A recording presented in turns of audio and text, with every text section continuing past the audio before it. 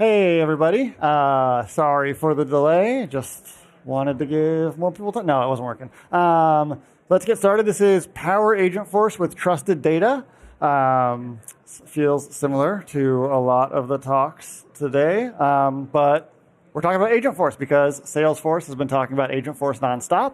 And so we might as well get into how to use it effectively and how, as admins, we can communicate what needs to happen to the folks that are asking for us to move faster and faster and faster. So we've sort of seen this. I guess I should do a little bit of an introduction. I'm Chris.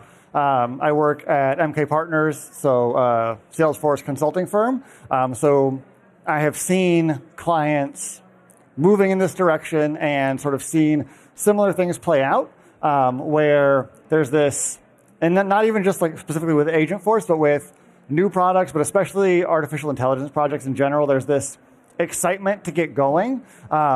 You see the capabilities, you see the marketing materials, and you say, we got to do this, or more frequently almost, somebody upstairs says, we got to do this, we're going to get left behind. And this talk is designed to help you as admins recognize the importance of data in rolling out Agentforce and recognize sort of how to have that conversation so that you can have the move into Agentforce at a reasonable pace, not rush into anything, not create problems for yourself, but also still present confident and enthusiastic, know that you're making the right choices, and, keep everybody happy. So first things first, don't buy any stock based on what I say. If you have stock you want me to hold, I will hold it for you. It's going to ask you a quick question. Feel free to pick whatever you want there. There might still be coffee if you scan this and do a review. I think there was only like 700, so if everyone got it yesterday, tough. But this is sort of the core of everything, right? AI is only as good as the data behind it. It feels very straightforward because we live in data world and we know this. This does not necessarily seem straightforward and obvious to some of the folks that are really going to be pushing you to roll out Agentforce, to roll out AI. And so this is an important thing to keep in mind that is important to communicate to other people, because we kind of take it for granted. We come to TDX, we come to Dreamforce. We spent 4 years learning about Salesforce Genie that became Data Cloud, that became Data 360. We've had that talk. We've been hearing about Agentforce for 3 years. So we're locked in, but they haven't been here. And so us being able to communicate this is important. So why does the data behind it matter? The obvious answer is because, it needs information to act on. If it has missing information, then it doesn't know what to act on. But I think more important is the idea that things don't go catastrophically wrong with AI. They go just wrong enough that you can tell something is funky and you can tell something's not right. And instead of breaking things, it erodes confidence. And as our users lose confidence, we lose adoption. As teams lose confidence in what we're doing, we lose value as admins organizationally, which is a bummer, especially when it's not our fault. It's the teams asked for you to build the screens they wanted. You did that. If they don't enter the data that they had said they wanted recorded, and then you roll out Agentforce and they say, oh, it's acting incorrectly because they're not using the tools they asked for, it does come back to us, which is such a bummer. But that's why it's important that I view AI and Agentforce as an opportunity to go back to those teams and say, hey, sales team wants an agent BDR. Well, then sales needs to use the tools that you asked me to build. Sales needs to use the screens that you asked for, and sales needs to make sure that their data is as good as the results they expect. I think we've all kind of had that experience with a ChatGPT where things don't go catastrophically wrong. They go just wrong enough that it's frustrating, and it sort of mounts, especially when you say, give me a 100-word response, and then it gives you 2 paragraphs, and you're like, count them. And it's sorry, oh my God, I'm so sorry, that was 200 words. I'll never do that again. And then it gives you 205 words, and you're like, stop it. And so that's the experience we don't want our users to have. And data is the key to making sure that doesn't happen. So the gap as it is disconnected data gives us weak AI. Unified data gives us powerful AI. Again, this is one of those things that like super straightforward to us, but not so obvious to other people, especially because a lot of times they are the connection between the data. So if my marketing team has some unnamed marketing tool that's not Salesforce that they use to do journeys or drip campaigns or whatever, and it keeps track of who's opening things and whatnot, and then they use Salesforce to update their campaign information.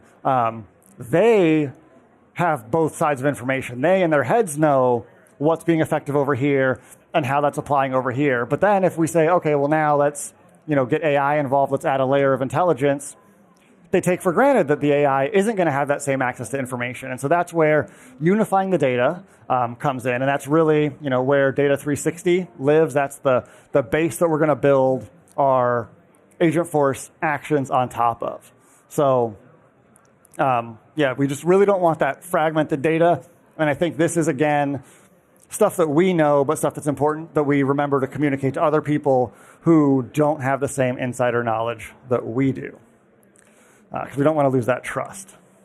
Okay, so what we're really building is this middle piece here. So we have data, and it's like, we know we all have this, and some of it is better than others, and some of it is not, as good as others. But data can't lead to decisions. Data is very flat, right? It's just a bunch of facts. But data won't make decisions for you. We need to contextualize that data to understand what we should do with it. And historically, that context, again, comes from people. So I can look at data. And so as admins, we built dashboards so that we could show, hey, leadership wants to be able to see what's going on with this team, what's going on with that team, and then make decisions about strategy, make decisions about tactics. And so the dashboard helps people contextualize that data as a person because we're good at visually understanding patterns and asking for what we want. The AI, Agentforce, isn't going to ask you for what it needs. It doesn't know how to ask for context. It's really good at contextualizing the things that it has references for. But so we need to keep in mind that as we start to ask Agentforce to make decisions for us, and not even necessarily like take action, but to present options for decisions. We want a good initial use case for Agentforce, because I think that's something that comes up a lot here is everybody has the question of cool, I know what it is. How do I start? Where do I start?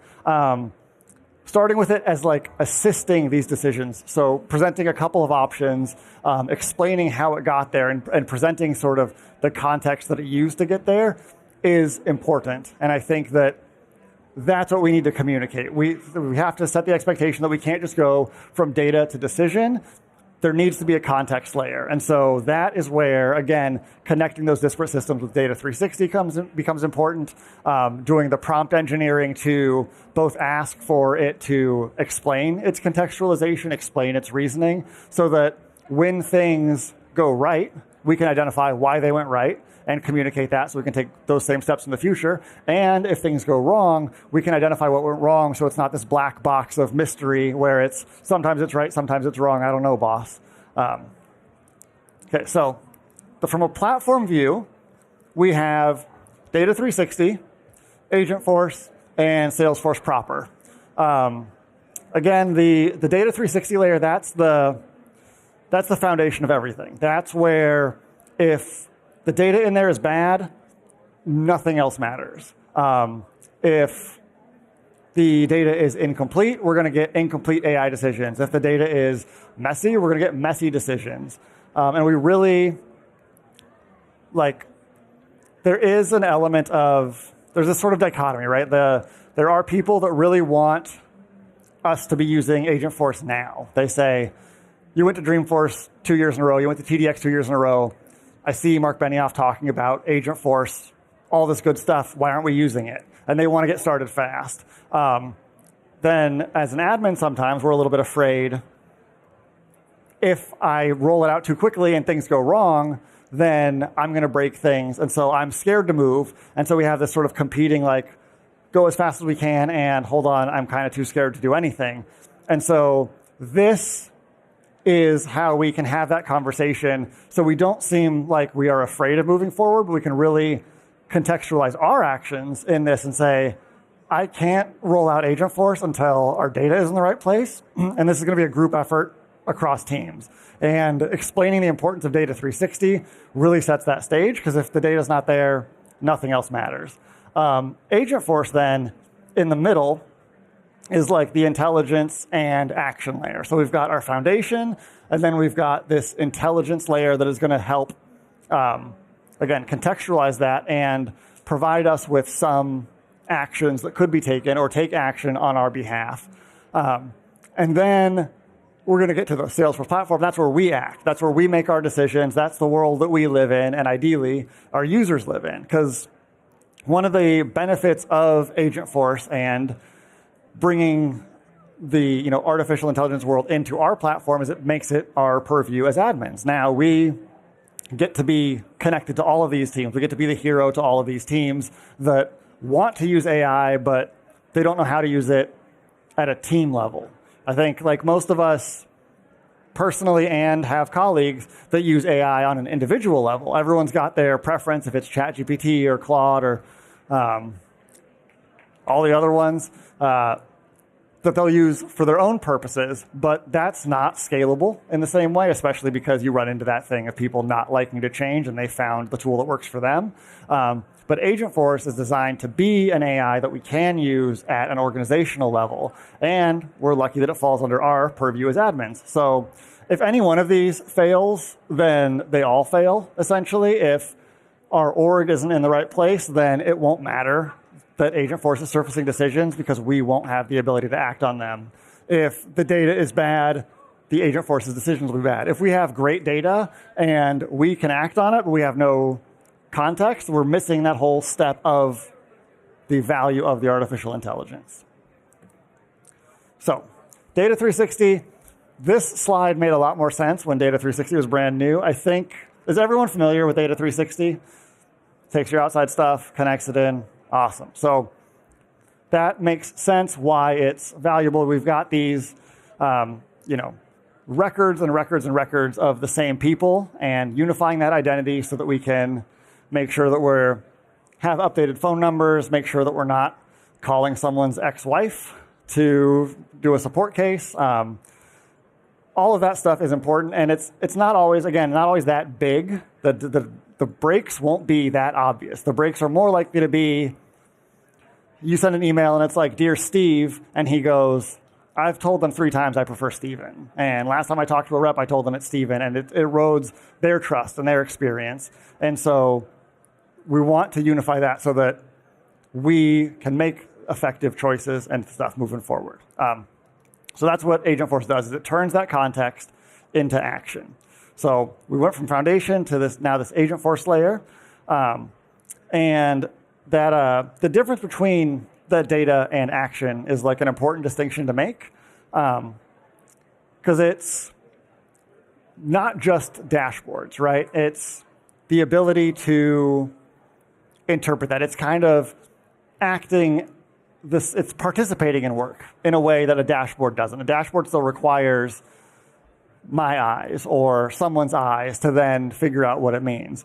Agentforce gets to be a set of eyes that can then communicate something maybe more effectively than a dashboard, or summarize it in an email. And so that allows us to shift from reactive to proactive, because instead of having to wait for that Friday sales meeting or a quarterly review, and now I'm looking at the dashboard, and now I'm seeing the trends, and 6 months ago we probably should have done this.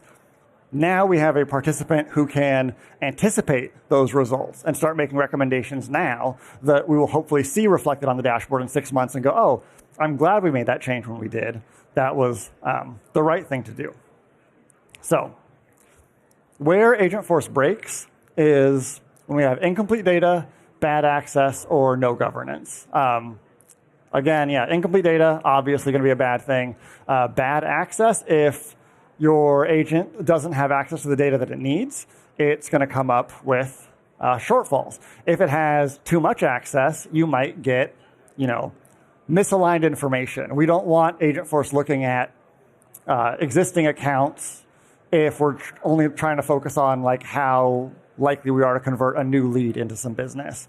And then governance is important because we want to make sure we have guardrails so you don't get that situation where somebody is, asking your chatbot to give it a recipe for 4th of July barbecue, or trying to like break your systems in little ways. I am now realizing that I am way behind on time, so I'm going to really speed through these. The admin role, so our job then is to define trust, control access, and enable those outcomes.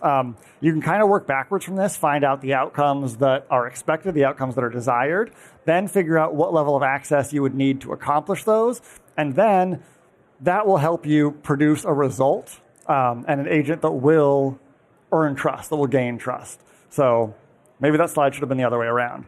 So the architecture, again, of that is that trusted data layer, then that agent layer, so Data360, Agentforce, and then business outcomes. The people that want you to roll this out are always going to come to you with the business outcomes. This is how you communicate to them that we have to kind of flip the expectations upside down. So I'm going to leave that up there for one more second because I see you taking a photo.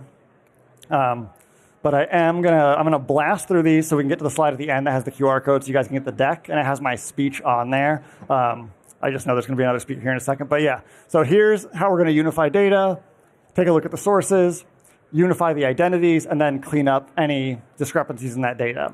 Access is permissions, security, and trust. And then when we activate AI, first we want to make it assist. So it's going to help us first, maybe recommend, and so help us accomplish things, the low-hanging fruit, screening, service calls, whatever. Then recommend decisions so that we have one more chance to screen. And then finally, once we've earned that trust, we can trust our agents to act. So this is how you pace the rollout and set those expectations so they're not expecting you to, give me 3 agents, it'll be just as good as an employee. And then here's how we're going to drive outcomes. So we're going to start with growth, then focus on efficiency, and then building an experience that is good for both our users, our customers, whoever is engaging with that agent. So again, just tools to communicate. So then ultimately we end up with manual efforts turn into AI-assisted decisions, but we're going to get there by, assist, recommend, and then act. All right, so good looks like, okay, I'm out of time. There are some just good decisions. Here's what common pitfalls are. Here's your blueprint. So this is what, when your bosses come to you and they say, hey, I need Agentforce yesterday, you're going to say, cool, here's the 4 steps we need to do. Let's identify the relevant person on each team. Let's sit down in a meeting, and we're going to run through what data needs to be unified, what the rules need to be in the guardrails, what activation is going to look like, and then once we get a working product, then we can scale it. So that's the title of the thing. Okay, here we go. This is the deck. And this is also the other 3 decks that I have to do today. So feel free to read those as well. I will leave that up. And then the last slide on here is that coffee one. I think, again, they're probably out of coffee, so don't stress about that. If you do want to give me a 5-star review, I would love it. And then the thank you slide. So take photos of that. Thank you guys so much. And I have to go run to another talk now.